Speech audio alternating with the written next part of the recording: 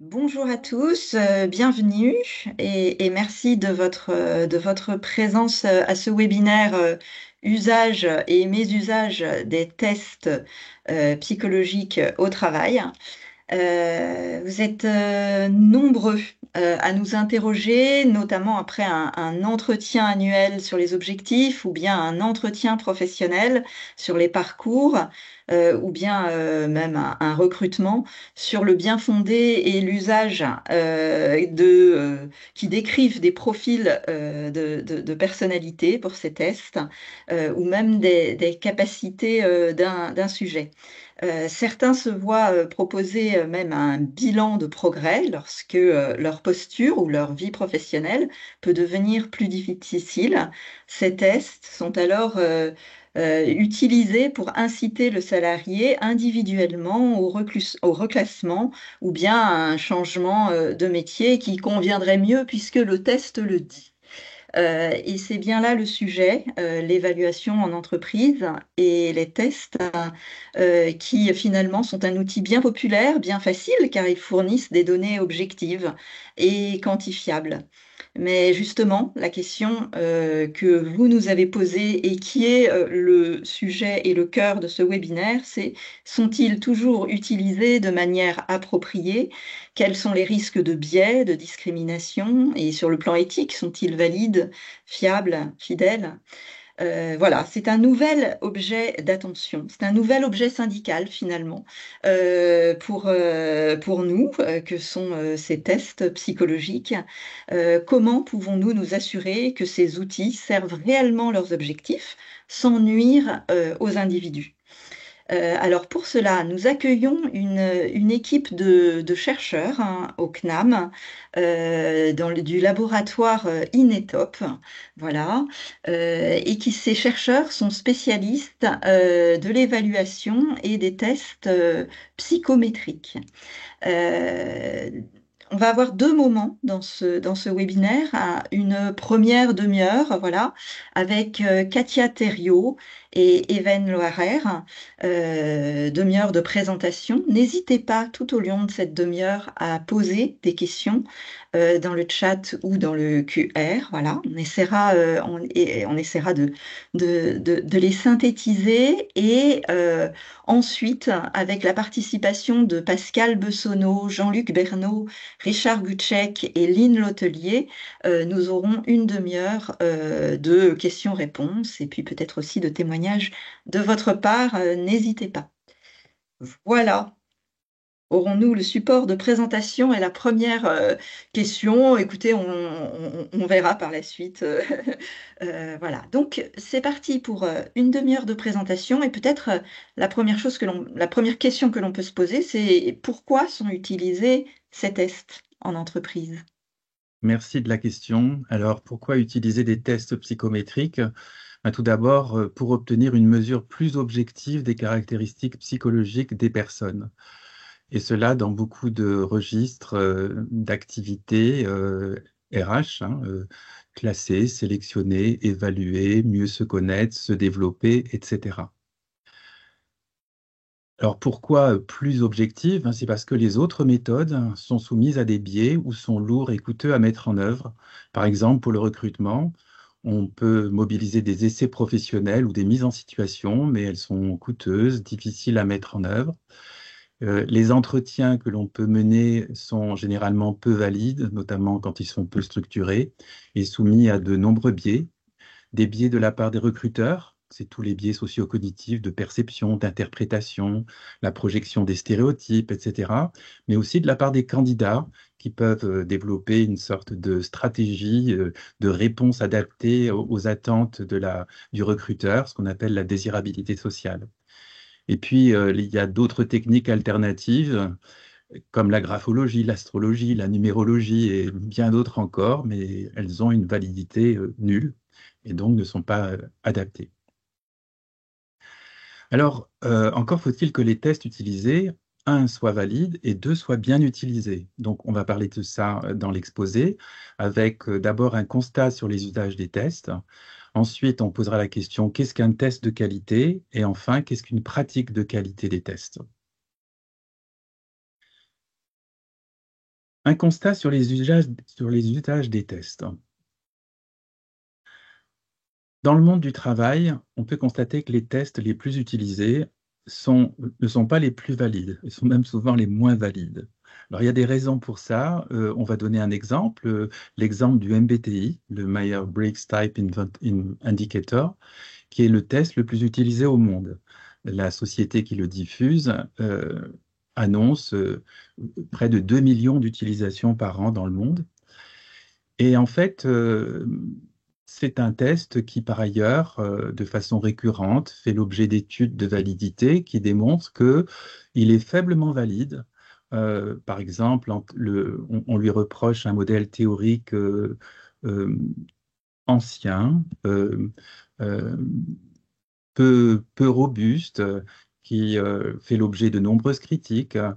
La stabilité des résultats dans le test est souvent identifiée comme médiocre. Euh, Ça veut dire qu'on peut avoir des résultats différents quand on repasse le test à différents moments, hein. Par ailleurs, les résultats du test sont faiblement corrélés avec les modèles de la personnalité scientifiquement validés.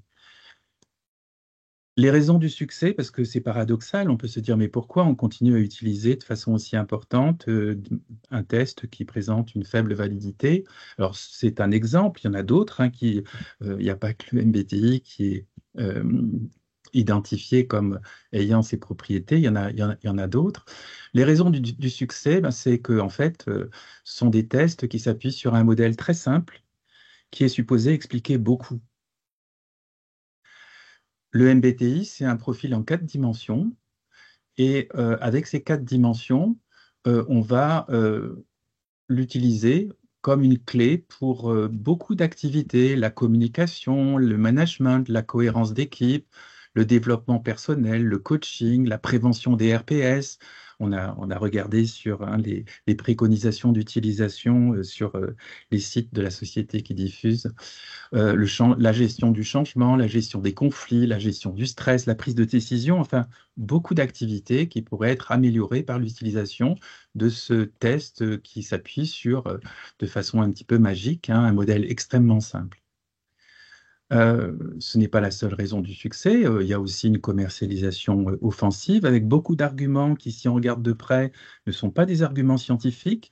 Ce sont des arguments plutôt marketing, du type nombre de passations, les entreprises prestigieuses qui l'ont utilisé, le nombre de personnes qui décrivent leur satisfaction à l'utilisation du test, etc. Ce ne sont pas des arguments scientifiques. Et puis, il y a aussi le fait que le test est ouvert à tous et non pas seulement aux psychologues. Euh, et donc, il suffit de suivre une formation de 4 jours pour être certifié. Ça donne l'illusion à des néophytes de devenir des psychologues experts. Et puis, ça devient un argument de crédibilité pour les coachs, les consultants, qui ne sont pas psychologues, mais qui interviennent dans ces domaines. Et également pour l'entreprise, c'est une manière d'élargir le marché du test et aussi de vendre de la formation pour la certification. Alors, pourquoi on parle de modèle explicatif simplificateur? Euh, on va vous proposer de rentrer dans un détail un petit peu technique, à un niveau un petit peu technique, où on va identifier une différence entre les types et les traits de personnalité. Le MBTI, c'est un test de personnalité qui utilise la notion de type comme référence, hein. D'une façon générale, les modèles simplificateurs sont basés sur des théories ou des intuitions des auteurs qui préfèrent des types. On est soit extraverti, soit introverti, et qui retiennent souvent un nombre limité de dimensions. Les modèles scientifiques sont basés sur des études statistiques du comportement qui décrivent à travers des analyses factorielles hiérarchiques, hein, c'est le traitement des données statistiques qui fait émerger des modèles. Ce n'est pas des modèles a priori, c'est des modèles plutôt a posteriori. Et on va plutôt utiliser la notion de trait, qui est un continuum entre un pôle et un autre. Là, en l'occurrence, si c'est le trait extraversion-introversion, on va se situer quelque part entre ces deux pôles. Et les modèles scientifiques, en général, retiennent un nombre plus élevé de dimensions. Par exemple, pour le modèle des Big Five, qui est l'un des modèles les plus connus en matière de description de la personnalité, on a 30 facettes qui peuvent être regroupés dans des domaines, hein, dans 5 domaines, mais on a 30 dimensions, ce qui n'est pas tout à fait la même chose. Du fait du nombre de dimensions, du fait qu'on est sur des continuums et pas sur des catégories, la maîtrise du modèle est plus complexe. Elle est réservée à des psychologues. Les psychologues font 5 années d'études de formation, hein, d'études pour maîtriser un certain nombre de concepts, de méthodologies. Et ils vont l'utiliser dans le respect de règles éthiques et déontologiques et en l'intégrant dans un ensemble d'informations complémentaires. On reviendra sur ces aspects tout à l'heure. Pour préciser la question type ou trait, montrer pourquoi les types, la typologie ne convient pas pour décrire de façon fine et précise des caractéristiques de personnalité, les dimensions, euh, beaucoup de variables se distribuent dans la vraie vie sur des continuums qui se retrouvent représentés par une courbe de Gauss. Si on prend la taille des habitants d'une population donnée, eh bien, il va y avoir peu de personnes très petites, peu de personnes très grandes, et la majorité va se trouver entre les deux et autour de la médiane. La notion de trait en psychologie, si on prend un trait entre l'introversion et l'extraversion, eh bien, on va retrouver cette distribution gaussienne avec le maximum de personnes au centre et des moins de personnes aux extrêmes. Qu'est-ce que va supposer la typologie? C'est qu'il y a une discontinuité de la théorie et on va être soit introverti, soit extraverti, mais on voit bien qu'en réalité, la majorité des personnes va se retrouver à une situation intermédiaire et donc on va pousser les personnes à droite ou à gauche, quelquefois sur des différences infimes. Le paradoxe, c'est que les tests de personnalité les plus utilisés se réfèrent à des types. Aujourd'hui, regardez, y compris en France, les quelques tests qui sont les plus utilisés. On ne va pas tous les nommer, on pourra le faire, mais qui utilisent des types. Hein, ils utilisent des types, ce sont les plus fréquents, les plus fréquemment utilisés, alors que les tests de personnalité les plus valides se réfèrent à des traits. Qu'est-ce qu'un test de qualité? On va rentrer maintenant dans ce détail et c'est Katia Thériault qui va prendre la suite. Donc en effet, déjà peut-être faire un détour par le terme de psychométrie, puisque nous on parle de test psychométrique. La psychométrie, c'est la mesure des traits psychologiques. Et l'évaluation psychométrique s'effectue souvent sous la forme de tests dits standardisés. Je reviendrai sur cette notion puisqu'elle est importante. Et donc, contrairement aux évaluations qui s'appuient sur des perceptions subjectives, on a notamment parlé des entretiens non structurés, la psychométrie propose des outils de mesure standardisés qui sont basés sur une approche statistique. Donc, pour aussi évoquer la construction d'un instrument de mesure, donc je ne vais pas rentrer dans un détail vraiment important, mais juste pour faire comprendre que c'est un processus très long qui nécessite beaucoup d'étapes assez complexes. Donc, la première étape pour la construction d'un test, c'est de réfléchir aux besoins. Quel est l'objectif du test? Est-ce qu'il s'agit de prédire, d'évaluer, de classer? Quel est le contexte d'utilisation? Est-ce que le test va être utilisé pour accompagner dans le cadre du développement de soi, comme le MBTI, puisqu'il est prévu initialement pour ça? Est-ce qu'il va être utilisé en recrutement ou dans d'autres contextes? Quel est le format qu'on souhaite? Est-ce que c'est un format papier, informatisé?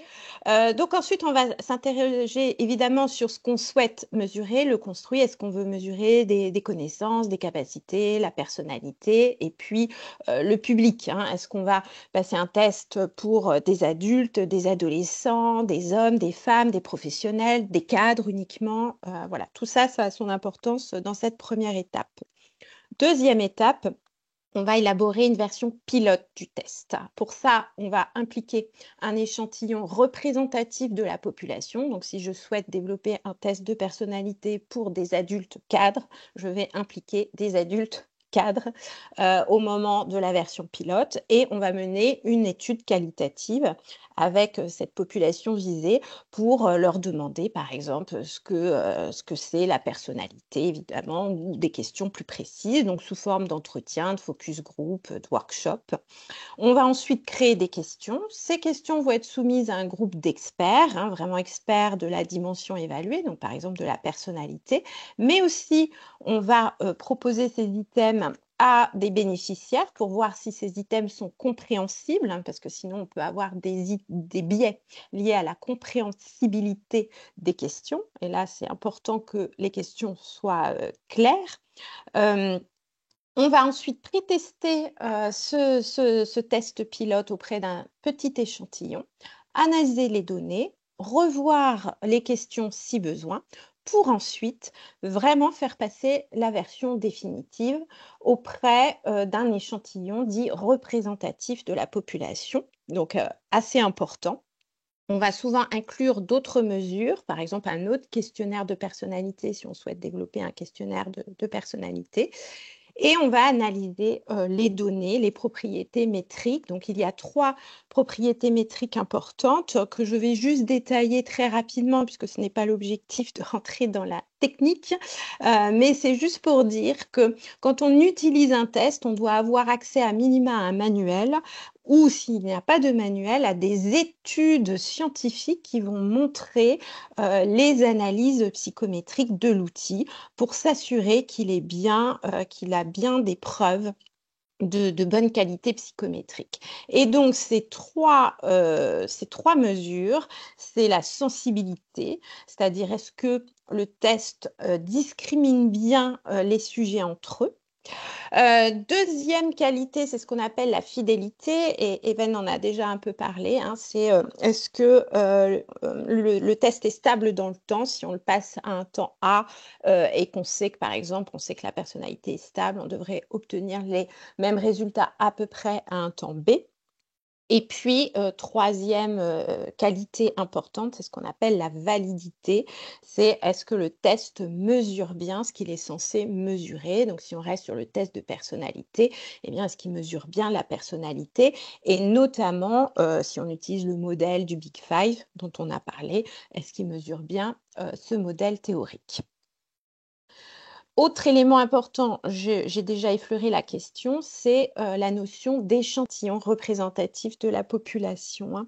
Et donc, par exemple, si on fait passer un test de personnalité à des adultes et que dans les tout venant et que dans les études de validation, on a pris que des personnes qui ont un suivi psychologique, par exemple, ça va être un problème. Donc, on a besoin pour que le test soit valide, d'avoir un échantillon dit représentatif. Autre point très important, c'est la notion d'étalonnage. Pareil, si on utilise un test, on doit retrouver dans le manuel des étalonnages. On va avoir un score brut, si on a un test de vocabulaire, par exemple, avec des questions, un score qui peut aller de 0 à 20. On peut avoir la somme des bonnes réponses, et donc on peut avoir son score qui peut être à 10. C'est le score brut, mais il ne dit rien tant qu'il n'est pas comparé au score obtenu par l'échantillon représentatif de la population. Parce que peut-être qu'un 10, qui peut nous paraître dans la moyenne en tant que score brut, peut finalement être très en dessous du score obtenu par l'échantillon. Donc, on a vraiment besoin d'avoir des notes étalonnées en plus des notes brutes. Et normalement, dans tous les tests, on retrouve les notes étalonnées. Alors, un test de qualité ne suffit pas, évidemment.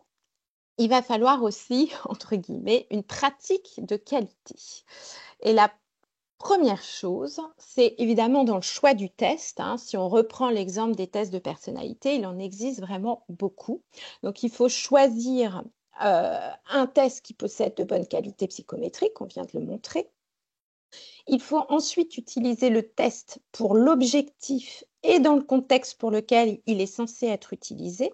On a parlé du MBTI qui a été développé, d'ailleurs certains le notaient dans le chat, hein, c'est à la base un questionnaire plutôt pour le développement personnel. Mais il peut être utilisé dans un autre contexte, éventuellement pour le recrutement, et là ça pose problème puisqu'il n'a pas été pensé, il n'a pas été développé dans ce contexte du recrutement. Il doit être aussi utilisé avec le public pour lequel il a été développé. Donc, si c'était un public adulte, on ne va pas l'utiliser avec un public adolescent et vice-versa.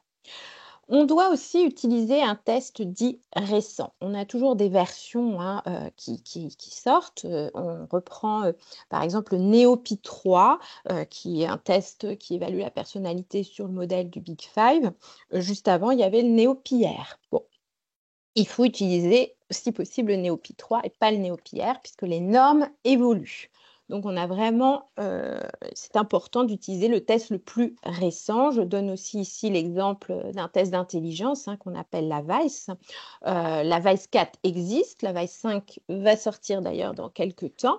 Et certains continuent à utiliser une version antérieure, ce qui pose un certain nombre de problèmes parce que certains items, certaines questions sont obsolètes, mais on a aussi des normes qui sont dépassées. On doit aussi faire attention à la passation, la cotation et l'analyse en respectant les règles de standardisation. J'en ai parlé tout à l'heure, c'est-à-dire la nécessité vraiment de respecter les consignes telles qu'elles sont édictées dans le manuel du test, mais aussi la correction pour éviter d'avoir des surcotations ou des sous-cotations éventuelles. C'est aussi en ne surinterprétant pas les résultats, mais en restant bien dans l'analyse telle qu'elle est indiquée dans le manuel. Cette pratique de qualité passe aussi par la communication avec le bénéficiaire. Hein. Ça veut dire en amont bien expliquer les objectifs du test, les conditions de passation, en recueillant son accord pour passer le test, et en proposant en aval un feedback sur les résultats par écrit ou par oral. C'est aussi bien connaître les limites du test hein, pour ne pas prendre des décisions hâtives et décisives uniquement sur la base du résultat obtenu. Car même le test le plus valide reste insuffisant pour prédire la totalité de la conduite. Par exemple, les tests de QI sont les meilleurs prédicteurs de la performance professionnelle, mais ils n'expliquent que 50% de cette performance. Parce qu'il est nécessaire de croiser les résultats d'un test avec d'autres éléments issus de l'entretien, des observations, mais aussi de tenir compte du contexte de passation et surtout de l'état de fatigue, par exemple, de la personne évaluée, de stress, sa motivation, pour ne pas être dans une pratique dite déterministe des tests, hein, parce que les tests doivent rester des outils de décision, d'aide à la décision, et non des instruments qui enferment les individus dans des catégories figées. Je redonne la main à Evan Loiret. Merci Katia. Une pratique de qualité. Une pratique de qualité doit aussi respecter la réglementation. Donc, on va aller regarder du côté du Code du travail. Le Code du travail interdit la collecte dans le cadre du recrutement d'informations qui ne seraient pas en lien direct et nécessaire avec la capacité à occuper l'emploi proposé ou des aptitudes professionnelles du candidat. Il exige que les méthodes et techniques d'aide au recrutement ou d'évaluation des candidats à un emploi soient pertinentes au regard de la finalité poursuivie. Cette notion de pertinence est importante et elle est explicitée dans la circulaire d'application de la loi. Elle a pour objet d'éviter le recours à des techniques peu fiables de recrutement ou d'évaluation. Ça devrait écarter la graphologie, etc. Les candidats doivent être expressément informés des méthodes et des techniques d'évaluation utilisées à leur égard, et cette information doit intervenir avant la mise en œuvre de ces méthodes. Ça aussi, c'est un point important. Ça exclut le recours à des techniques d'évaluation par surprise ou réalisées à l'insu des candidats. Et donc, ce ne sera pas conforme à la réglementation. Par exemple, si dans la salle d'attente où le candidat attend pour son entretien, on a placé une caméra et on observe le comportement du candidat pour en tirer des conclusions sur sa gestion du stress, par exemple. Certains cabinets de recrutement peuvent être tentés par ce genre de pratique. C'est contraire à la loi. La CNIL a développé un guide du recrutement récemment, qui a été publié en janvier 2023 et qui reprend toute une série de règles. Alors, un rappel de ce qui est inclus dans le Code du travail, mais aussi tout ce qui relève de la gestion des données personnelles.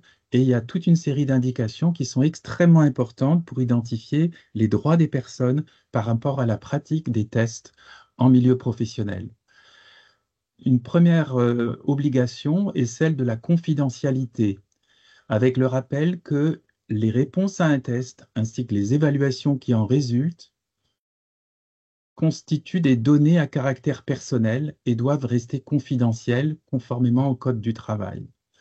Donc, les données de test et les résultats des tests sont des données à caractère personnel. Elles donnent un droit à l'information. Les candidats à un emploi disposent, et pas seulement, hein, ça a été aussi les salariés dans une entreprise à qui on fait passer des tests, euh, ils ont des droits sur les données à caractère personnel, celui d'être informés sur les traitements des données mises en œuvre. L'information leur permet de conserver la maîtrise des informations personnelles qu'ils confient dans le cadre du recrutement ou de la pratique d'évaluation. Donc, les données de test sont considérées comme des données confiées par la personne à la personne qui fait passer les tests. Il y a une obligation de pertinence. Le recruteur doit s'assurer que les réponses obtenues à l'aide du test ne dépassent pas le cadre professionnel et il doit pouvoir démontrer que les données obtenues ou générées grâce aux méthodes d'évaluation, c'est le cas pour l'évaluation de la personnalité, sont effectivement nécessaires et pertinentes au regard du processus de recrutement. C'est vrai aussi des tests d'évaluation des aptitudes, par exemple, du niveau de raisonnement, des capacités de raisonnement ou d'autres choses encore. Et il y a également l'exercice d'un droit d'accès. Le candidat peut exercer son droit d'accès, il peut demander la communication de l'ensemble des données le concernant et demander à connaître les sources de ces données. Il peut également demander à accéder à toutes les données sur lesquelles le recruteur s'est fondé pour prendre une décision le concernant. Les données fournies devront être communiquées, dit la loi, sous une forme compréhensible, c'est-à-dire que si il y a eu des tests qui ont été passés, on ne va pas simplement donner les scores, on va donner tous les éléments qui permettent d'interpréter, de comprendre ces scores.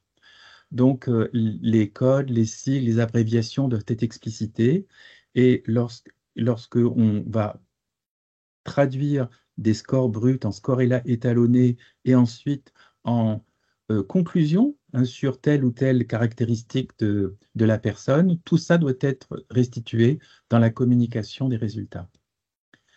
On pourrait aussi noter comme cadre de référence le code de déontologie des psychologues.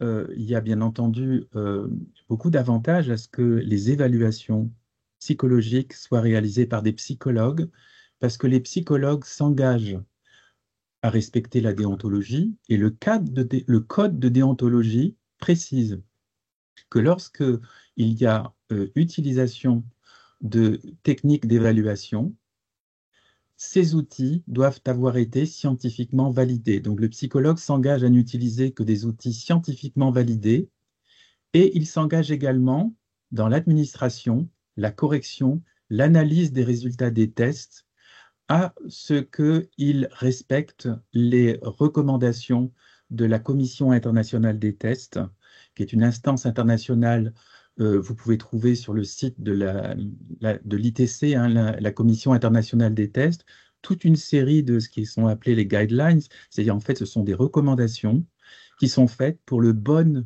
usage des tests. Et en particulier, il y a un certain nombre de dimensions éthiques et déontologiques qui sont listées. En conclusion, le bon usage des tests psychologiques implique donc à la fois une bonne qualité des outils, une bonne pratique de ces outils et de l'interprétation des résultats dans le respect des conditions de leur validité, implique également le respect des personnes qui passent les tests, car les résultats des tests sont leur propriété et font partie de leurs données personnelles. Cela implique principalement deux choses, une formation poussée des utilisateurs des tests et le respect d'un cadre légal, éthique et déontologique. Merci beaucoup. Et maintenant, place aux échanges. Exactement. Merci Katia Thériault et Evan Loarer pour cette première présentation. Je crois qu'il y a des questions autour des données personnelles qui reviennent quand même beaucoup. Alors, il y a une première question très vite qui est venue. Ces tests sont-ils soumis au RGPD? Voilà. Voilà. Finalement, qu'est-ce qui encadre sur le plan juridique? Alors, vous n'êtes pas des juristes, donc voilà, vous donnerez vos réponses. Donc voilà, ce sont des données personnelles confidentielles. Une autre personne disait, y a-t-il une charte qui permet de protéger le questionné s'il refuse de répondre aux questions? Alors ça, c'est une question tout à fait syndicale. Je ne crois pas qu'une telle charte, en tout cas à ma connaissance de syndicaliste, existe. En revanche, il a été dit que il y avait une nécessité d'obtenir le consentement des personnes pour passer le test. Et ça, je crois que c'est absolument central sur la question enfin, dans le domaine du travail, de l'entreprise, d'un recrutement. Évidemment, cela peut être biaisé et peut-être qu'il y a un travail syndical large et très collectif à faire sur cette question. Voilà, j'ai envie de faire une première, peut-être un premier pôle de questions autour de ces questions de données de personnel, de maîtrise de la confidentialité. Et puis finalement, ce qu'il y a derrière, c'est mais des personnes vont avoir mon profil, mes capacités en main. Qui sont ces personnes? Sont-ils vraiment des psychologues? A priori pas. Donc la question suivante, c'est est-ce que finalement, ça devrait être absolument des psychologues respectant peut-être pour le coup une charte, celle de la déontologie, qui devrait être à même d'organiser en tout cas ces passations de tests en entreprise. Voilà, c'est pour être un peu sur les questions de données personnelles. Katia ou bien Even, je ne sais pas, ou d'autres, voilà. C'est vrai qu'il y a toute l'équipe de l'INETOP qui a proposé de... Oui, alors, bon, je peux commencer, oui, Evan Ouais, voulait peut-être réagir, mais le Vas-y, RGPD Katia, commence. dépasse largement la question des tests et des psychologues, hein, donc il touche tout citoyen. Donc nous sommes tous soumis au RGPD et donc les entreprises également. C'est vraiment la question de la protection des données, mais aussi de l'information préalable.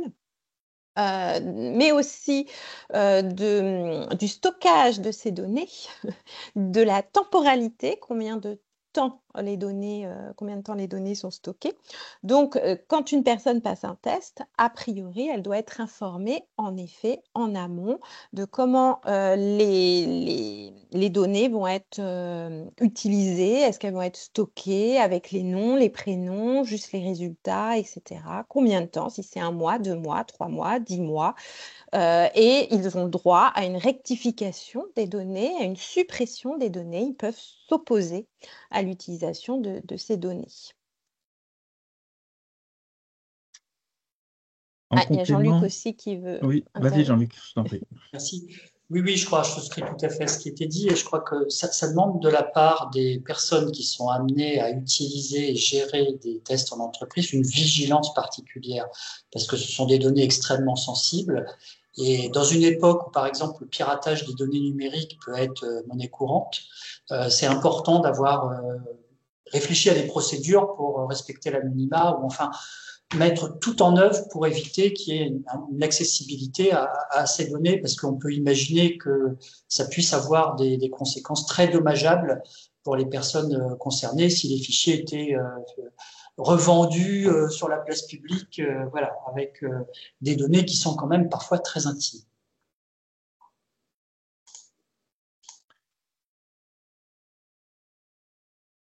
Oui, je peux compléter aussi un petit peu sur la question de la RGPD. Bon, effectivement, hein, ce sont des données personnelles, les résultats des tests, et donc ils sont protégés par les règles RGPD. C'est très bien repris dans le document de la CNIL que j'ai évoqué tout à l'heure, hein. Euh, et, euh, et donc, comme toute donnée personnelle, la personne peut refuser de les donner, ce qui veut dire qu'elle peut refuser de passer un test. Le problème, c'est que dans beaucoup de situations, elle n'a pas intérêt à refuser de passer le test. Et c'est ça le problème. C'est vraiment une limite. C'est-à-dire que si une personne est candidate sur un poste, qu'on lui dit voilà, pour passer la sélection, vous devez passer un certain nombre de tests, c'est évident que si elle refuse de passer les tests, eh bien, elle va devoir renoncer à candidater sur ce poste. On pourrait lui dire, oui, pour respecter la loi, on vous autorise à candidater tout en ne passant pas les tests. Mais on pourra aussi dire on manque d'informations et on peut imaginer ce que va être le résultat du recrutement. Bien évidemment, cette personne a très peu de chances d'obtenir le poste s'il y a plusieurs candidats, certains acceptant de passer les tests et d'autres pas.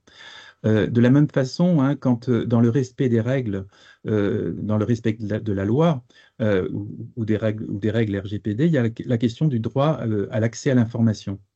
Dans la mise en œuvre de l'accès à l'information, la règle, elle est claire, c'est-à-dire que la personne peut faire valoir, peut exercer son droit à obtenir l'information, donc connaître les informations qui la concernent.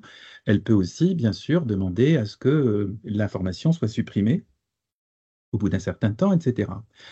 Elle peut aussi exiger, ce que la loi prévoit, que l'information demeure confidentielle. Alors ça, je pense qu'il ne faut pas se priver de le demander, hein, de rappeler que l'information doit rester confidentielle. Sauf que pour les besoins de la procédure qui a été mise en œuvre, que ce soit du recrutement ou autre, la personne qui a fait passer les tests peut dire, oui, mais cette information, je suis bien obligé de la communiquer à d'autres puisqu'on prend collectivement, collégialement, la décision de recrutement, par exemple. Et donc là, il y a toujours des limites. Dans l'accès à l'information, il y a une sorte de jurisprudence aussi, et de toute façon, c'est inscrit dans la loi aussi que on peut ne pas communiquer certaines informations à la personne si ça relève de la divulgation d'un secret professionnel ou d'un secret industriel. Voilà. Et donc, au titre du secret industriel, par exemple, une société qui vend des tests, fait passer le test, on lui demande l'accès à l'information, on lui demande l'accès aux réponses données et aux résultats, elle peut dire ah non, parce que vous allez pouvoir faire le lien entre les questions posées et les dimensions, les échelles, etc., et le rapport qu'on va fournir, donc on ne va pas vous fournir ça. Et donc, ça, c'est souvent à ça qu'on est confronté, c'est-à-dire en fait des limites à l'application de la loi avec des arguments du type, en l'occurrence, la protection du secret industriel. Merci. Alors, il y a une question tout à fait pratique. Est-ce qu'il y a un endroit où, en entrant le nom d'un test que l'on a pu, auquel on a pu être soumis en entreprise, on peut vérifier sa validité, sa fiabilité, sa fidélité, voilà, scientifique. Finalement, voilà, avec tout un... Et s'il n'existe pas... Est-ce que quelqu'un a envie de répondre à cette question rapide? Et ensuite, ouais. Rapidement, hein, les tests qui sont diffusés par des éditeurs sont... bon, les éditeurs c'est-à-dire, mettent un certain nombre d'informations en accès au public. Et les spécialistes de l'évaluation, d'abord ont une connaissance des tests, sont formés aux tests et donc sont à même de savoir si le test est valide ou non. Les psychologues qui ont été formés à la psychométrie sont capables de le savoir, mais même si on ne le sait pas, si c'est quelqu'un qui veut acheter, par exemple, un responsable RH qui veut acheter une solution d'évaluation, il peut aller sur le site de l'éditeur et demander à l'éditeur de lui fournir le manuel technique, les données de validation, etc. Le problème aujourd'hui, c'est qu'on a deux types d'éditeurs. On a des éditeurs qui vendent des tests sur étagère qui sont des tests scientifiques la plupart du temps, validés par des études scientifiques publiées dans des revues internationales, etc., avec des comités de lecture. Donc là, il y a une transparence sur toute la chaîne qui va de l'item jusqu'au résultat des tests, la réinterprétation, etc. Et il y a une deuxième catégorie d'éditeurs qui sont des éditeurs qui, au contraire, jouent pas la transparence, mais l'opacité, en disant, croyez-nous sur parole, on a les solutions qui vous conviennent, vous nous confiez la passation et on vous donne les résultats sous la forme de rapport. Mais entre le début et la fin de la chaîne, c'est notre procédé et on le protège et donc on n'en dit rien. Et là, il n'y a aucune manière de vérifier la validité. Un RH peut avoir acheté directement à un éditeur des tests. Alors ça peut être le cas, mais il y a des éditeurs sérieux qui ne vont pas vendre à des non-psychologues, par exemple, des tests de personnalité qui demandent une maîtrise un peu aboutie, on va dire, des modèles, etc. Jean-Luc, tu veux Oui. continuer? Pour aller un petit peu dans le prolongement de ce qu'évoquait Evan Loharer, c'est vrai qu'il n'existe pas de certification nationale des tests qui permettrait de dire estampiller ce test-là, il a C'est des ça. conditions de validité suffisantes, etc. Après, quand bien même ça existerait, la question est quand même assez complexe parce qu'un test n'est jamais valide dans l'absolu. Il peut être valide par rapport à une catégorie socio-professionnelle, par rapport à un type de public, par rapport à un type de demande, par rapport à un type de poste. Donc, il y a quand même une certaine complexité par rapport à cette question, quoi, qu'il faut bien évoquer. Et, un outil psychométrique n'est pas assimilable à une lessive, par exemple. C'est pas la même chose. Cela dit, c'est vrai qu'on a vu tout à l'heure, hein, il faut un bon outil et une bonne pratique. Bon. Mais une bonne pratique avec un mauvais outil, ça ne donnera pas non plus un bon résultat. Et donc la question de la qualité des outils est importante. Et il y a une réflexion aujourd'hui au niveau européen pour créer une labellisation des outils de qualité ayant apporté la preuve de leur validité. Quand est-ce que l'intervention d'un psychologue est absolument nécessaire? Avec le titre. Est-ce que dans l'entreprise, finalement, tous ces tests peuvent être utilisés voilà, alors, vous avez bien expliqué, hein, il faut qu'il y ait des entretiens préalables, puis ensuite une remise et une explication. Bon, on sait bien que dans l'entreprise, cela n'est pas fait. Est-ce que la question du métier de psychologue et du recours à un encadrement par un psychologue pourrait être une piste pour améliorer les pratiques de test dans les entreprises? Ça pourrait être une piste, mais aujourd'hui, la loi n'impose pas que ce soit un psychologue qui fasse passer un test. Par ailleurs, la notion de test psychologique n'est pas non plus protégée. Donc, un, un- quelqu'un qui sort d'une école de commerce et qui veut lancer son business peut se dire, je vais me mettre sur le marché des tests, je vais fabriquer des quiz comme si c'était voilà, des questionnaires pour des magazines et je vais en faire mon business. Il y a rien qui va l'empêcher de le faire, hein. Et donc, c'est ça le problème, fondamentalement. Ce sont des pratiques et c'est un marché qui est très peu encadré. Et donc, ça donne lieu à toutes les dérives, on va dire. Alors, je ne sais pas si vous voyez cette suggestion dans le chat, des tests, alors il est dit déontologiquement correct, quoi, voilà, pourraient être organisés par des professionnels de santé rattachés au service de médecine du travail. Voilà, il y a des suggestions dans le chat. Alors, la Oui, question il y du avait M. aussi, Ouais, je me permets, mais il y avait aussi oui, des demandes de recommandations. Bon, on voit bien qu'il y a des, des tests qui ne sont pas valides ou qui ne sont pas utilisés à bon escient. On peut quand même repérer, on en a déjà parlé entre nous, des arguments marketing. Quand ce sont les arguments marketing qui sont mis en avant plutôt que les arguments scientifiques. Alors, argument marketing, c'est telle entreprise nous a fait confiance, il est passé par 10 millions de personnes.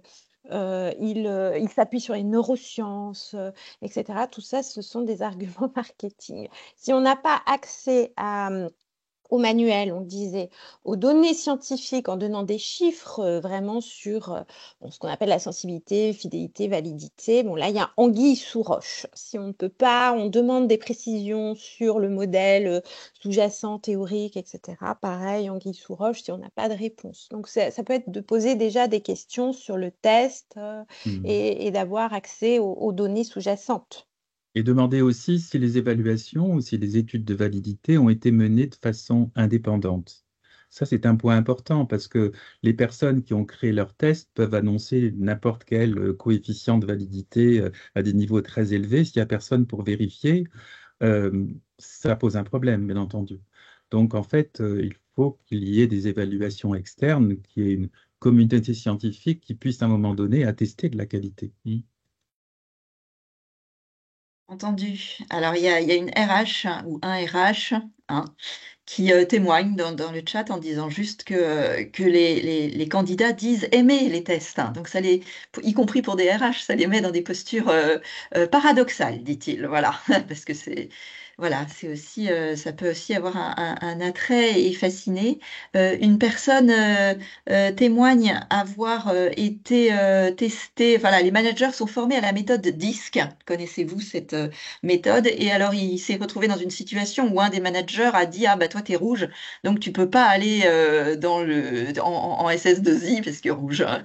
Est-ce que vous connaissez ce genre, par exemple? Parce que c'est vrai que c'est une méthode dont j'ai entendu aussi parler, ouais, et qui a l'air de se développer. Ben, bien sûr, mais le disque, c'est aussi une méthode d'évaluation de la personnalité assez proche du MBTI, c'est une typologie avec aussi un code couleur. Donc, en fait, ça fait partie de ces méthodes qui simplifient le modèle.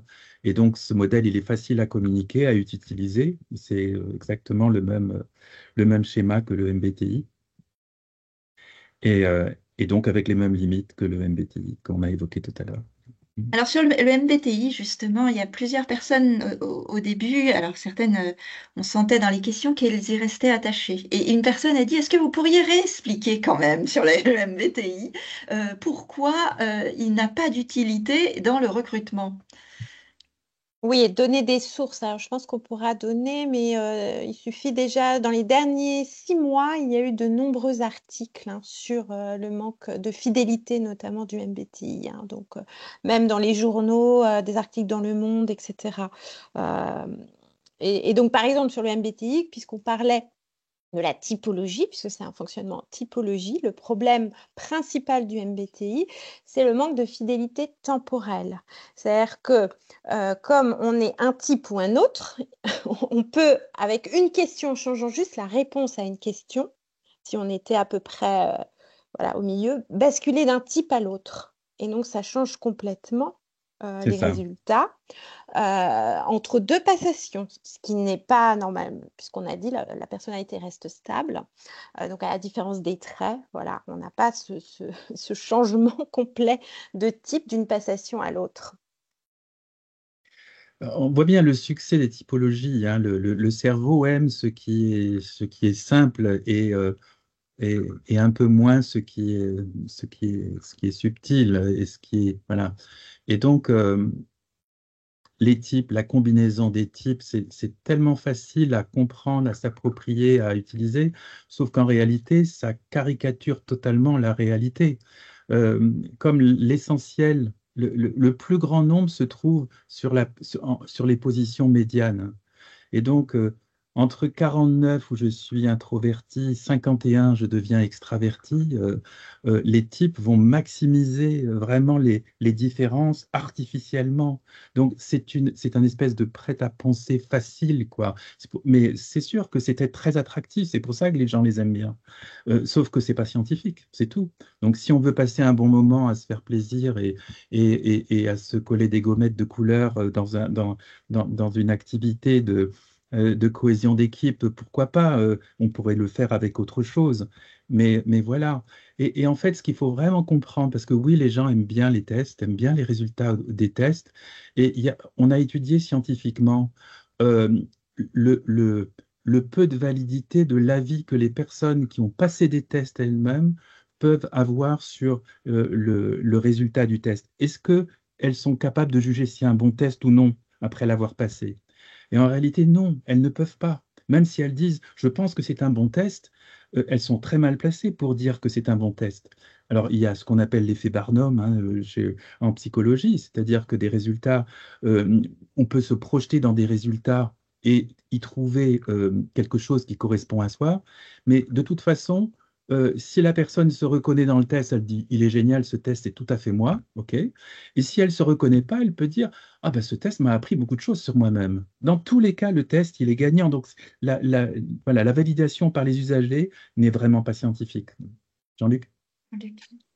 Oui, en complément, il y a une vraie question aussi sur l'usage de l'ensemble des tests en entreprise et dans le monde du travail, parce que tout ne se vaut pas. C'est-à-dire qu'il y a des tests qui sont très pertinents dans certains contextes, par exemple en milieu hospitalier, dans le domaine de la clinique, de l'accompagnement de patients, et qui n'ont pas de valeur forcément en entreprise. Et ça, c'est important effectivement qu'il puisse y avoir un pilote et de l'ingénierie, un psychologue, pour pouvoir déterminer si l'outil qui est utilisé est pertinent pour le contexte donné. Merci de cette précision. Alors, il y a relativement peu de témoignages. C'est surtout des questions. N'hésitez pas à témoigner hein, dans les questions là. Il y a il y a une personne qui dit, à part les recrutements, les tests sont-ils utilisés pour les entretiens annuels, par exemple? Alors moi j'ai eu le cas ce midi, voilà, d'une personne qui me relatait l'usage de tests au moment des entretiens annuels ou des entretiens professionnels.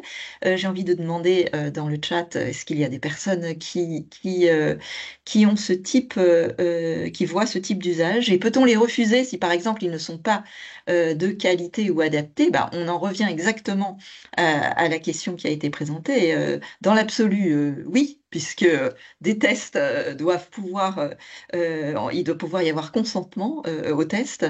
Après, le monde du travail est un monde où il y a un lien de subordination, et il est vrai que pour le coup, il y a certainement un étayage syndical là à construire pour que ces tests-là ne soient pas utilisés sauvagement et à l'encontre des individus. Alors, il y avait du disque, hein, il y avait énormément de questions. J'ai des difficultés, on est très nombreux. Euh, il y avait ces méthodes de cartographie de la personnalité. Voilà, c'était la question de l'intrusif, quoi. On peut ainsi balancer des personnes fragiles en public. Oui, il y a l'utilisation publique. Enfin, c'est la question de la confidentialité.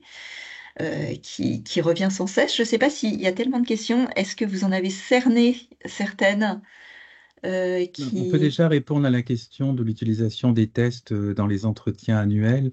Oui, En fait, ça renvoie à la question de l'adéquation du test avec la finalité ou le contexte dans lequel on l'utilise. Et ça, c'est vraiment essentiel parce que on a beaucoup parlé recrutement, on a parlé aussi plutôt des tests de personnalité. En réalité, hein, quand on regarde les études de validité prédictive des tests par rapport à la performance professionnelle ou l'adaptation à l'emploi, les tests cognitifs, les tests de raisonnement logique sont de meilleurs prédicteurs. Hein, il y a une espèce de mythe qui se développe aujourd'hui avec la mode soft skills hein, sur le fait qu'il vaut mieux recruter sur la personnalité, mais en réalité, la personnalité est un faible prédicteur de la performance professionnelle, il faut le rappeler quand même. Après, utiliser des tests dans le cadre des entretiens, ben, un entretien, ça dépend si c'est un entretien de performance ou bien un entretien de développement. Si c'est un entretien lié à l'aide au développement des compétences professionnelles, etc., on peut utiliser des tests, mais au service de cette démarche de développement. Donc, en fait, dans ces cas-là, le destinataire et le bénéficiaire principal du test, c'est la personne qui passe le test. Ce n'est pas le supérieur hiérarchique qui va se mettre dans la position d'expert en disant d'après tes résultats, tu es ceci ou tu es cela. Non, le test va servir à la personne elle-même pour identifier ses forces, faiblesses et ses axes de développement et tout ça. Donc, il ne faut pas dévoyer le test dans son utilisation. Et l'essentiel est là. C'est le test est fait pour un usage et il faut l'utiliser dans le cadre de ces usages précis. Je crois que ce serait important effectivement que la France se dote de règles du jeu un peu plus explicites et réfléchisse davantage à aller vers une qualité des outils, une qualité de l'usage des outils. C'est pas encore suffisamment développé.